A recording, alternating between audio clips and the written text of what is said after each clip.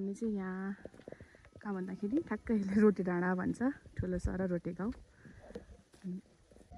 तलको गाउँलाई चाहिँ जन्मेर पर्छ।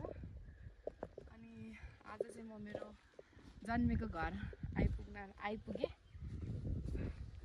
आउनुहोस् मसँग जाउँ मेरो घर। यता मेरो काइला बाजेको घर, यता मेरो कान्छा बाजेको घर, उतापट्टि चाहिँ मेरो घर।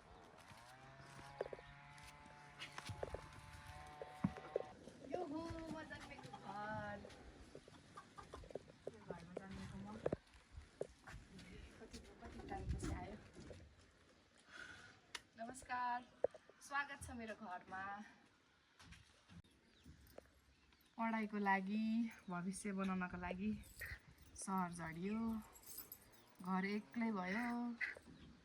आउँदाखेरि फेरि बस्ने ठाउँ यही हो। चाबी लाग्दैन त। जता गएर पनि फर्केर आउने ठाउँ यही हो हैन?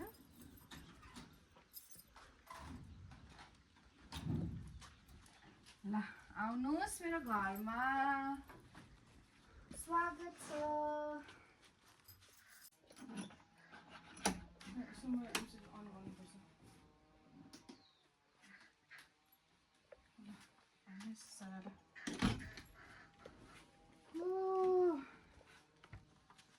यहाँनिर अड्कम स्वागत छ।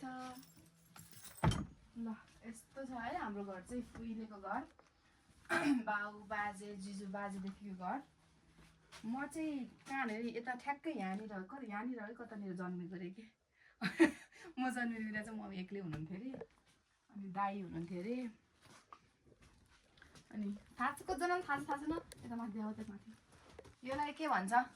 लिस्नु भन्छ। This is made of would, काठको लिस्नु भन्छ है। अनि माथि चाहिँ ताला।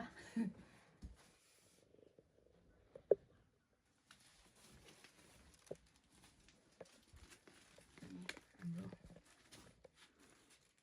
हजुरबाले सधैँ पूजा गर्ने ठाउँ।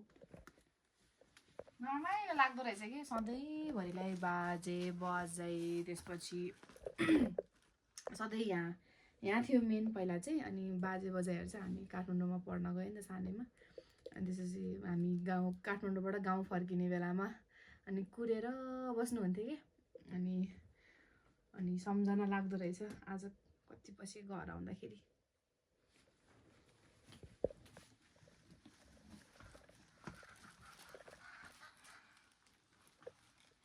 कस्तो राम्रो देख्छ।